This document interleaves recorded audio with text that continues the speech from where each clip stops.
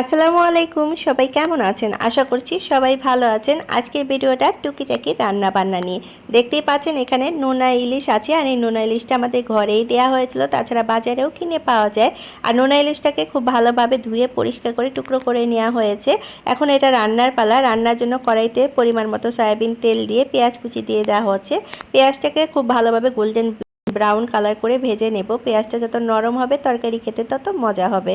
দেখতে পাচ্ছেন পেঁয়াজের কালার কিন্তু চেঞ্জ হয়ে এসেছে। এখন এখানে হলুদের গুঁড়া ব্যবহার করা হচ্ছে, আর সামান্য পরিমাণ পানি দিয়ে এখন মশলাটাকে কষিয়ে নেওয়া হবে। আর এখানে কিন্তু আমরা হলুদের গুঁড়া ছাড়া কোনো মশলাই ব্যবহার করছি না, শুধুমাত্র হলুদের গুঁড়া দিয়ে এই তরকারিটা রান্না করা হবে। আর এভাবে কিন্তু আমরা নোনা মাছটা রান্না করে থাকি, আর খেতে অনেক বেশি ভালো লাগে। যখন মশলাটা কষানো হয়েছে এখানে কিছুটা আলু কুচি দিয়ে দিচ্ছি, আর আস্ত কাঁচামরিচ দিয়েছি। কাঁচামরিচটা দিয়েছি ঝাল আর ফ্লেভার দুটোর জন্যই। যেহেতু আমরা এখানে মরিচের গুঁড়া ব্যবহার করিনি, তাই এখানে কাঁচামরিচের ঝালটাই ব্যবহার করা হবে। আর আলুটা কিন্তু আমরা খুব বেশি মিহি কুচিও করিনি, আবার মোটাও রাখিনি, মিডিয়াম সাইজের করেই দিয়ে দিয়েছি। আর পরিমাণ মতো পানি দিয়ে দিয়েছি আলুটা গলে আসার জন্য। আর এইভাবে আলু দিয়ে নোনা মাছ যদি রান্না করে খান তাহলে আপনাদের মুখে এটার স্বাদ অবশ্যই লেগে থাকবে। ট্রাই করে দেখবেন এই রেসিপিটা। ঢাকনা দিয়ে ঢেকে দিচ্ছি আলুটা গলে আসা পর্যন্ত। আর এখানে কিন্তু নেওয়া হয়েছে নোনা ইলিশ, নেওয়া হয়েছিল কই মাছ, এটা আলু করলা দিয়ে রান্না করা হবে, আর দেশি মুরগি আলু দিয়ে ঝোল করা হবে। আর সাথে কিন্তু ছিল ডালও এবং ভাজিও, সেটা কিন্তু ভিডিও করতে ভুলে গিয়েছিলাম। আর দেখতে দেখতে কিন্তু আলুটা গলে গিয়েছে, আর ঝোল একেবারেই শুকিয়ে এসেছে, আর উপরে কিন্তু তেল ভেসে উঠেছে। এখন এখানে দিয়ে দেওয়া হচ্ছে সেই ধুয়ে রাখা নোনা মাছগুলো। নোনা মাছগুলো দিয়ে আলতোভাবে আলুর সাথে ঝোলের সাথে মিশিয়ে নেওয়া হচ্ছে। এই কাজটা কিন্তু আমার মাই করছিল, আমি দাঁড়িয়ে দাঁড়িয়ে কিন্তু শুধু এখানে ভিডিওটাই করছিলাম। আর এই নোনা ইলিশটা আমার মায়ের হাতের, আর আমার মা এইভাবে রান্না করলে আমরা সবাই অনেক বেশি পছন্দ করি এই তরকারিটা খেতে।